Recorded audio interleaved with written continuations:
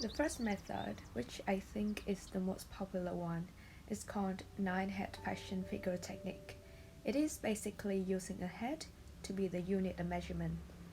An average person is approximately from 6 to 8 heads tall, but when it comes to fashion sketches, the height is made to be taller so that the garment would appear more appealing.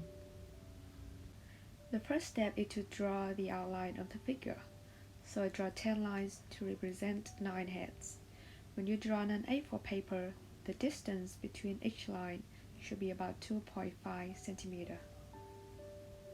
Head 1 is of course for the head. The shoulder line is the third of a head below the second line. At the end of the second head, which is the third line, is the bust.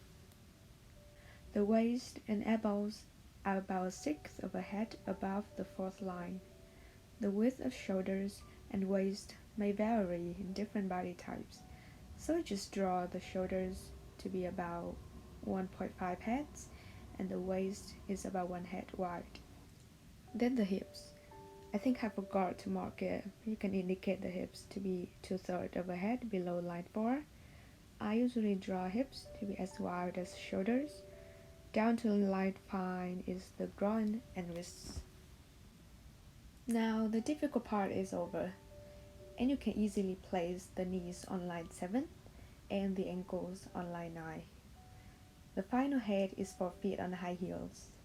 If the model wears flat sandals, the feet will be 1/3 of a head.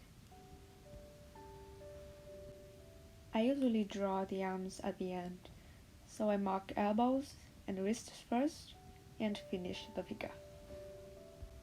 I think the hips are too big, so I fix it a bit, and the hands are about 2/3 of a head as well. Then you're done. I'd add the final image of all details that I forgot.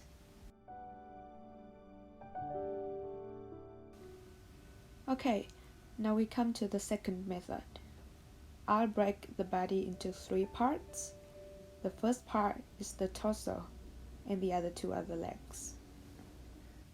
For the torso, I will draw 2 vertical lines. Make sure they have the same distance to the main line. This rectangle can be understood as a box containing the body, so don't draw it too wide. I draw 2 more lines to mark the chest and waist. Then I start lining the shape of the body. For the hips, I make it bigger than the box, because when we add the shoulders, I want the hips to be as wide as the shoulders. Then we can mark the knees and the ankles like the other method. The feet are pretty much up to you. Observe the reference to see how high the heels are to draw the feet. I will draw the neck roughly without any specific measurement. With the head, I usually measure it to be equal to the length from shoulders to the end of the chest. Lastly, the arms. I mark the elbows at the waistline and the wrists at the same line with the groin. The hands are about 2/3 of the length from the elbow to the wrist. And that's it. This method requires a lot of observation, as I believe your eyes are the most important tool of measurement. It also helps you to be more flexible, since you may draw different body types in future. The figure may be taller, shorter, thin, or chubby, old or young, but these ratios among body parts usually remain the same. So good luck!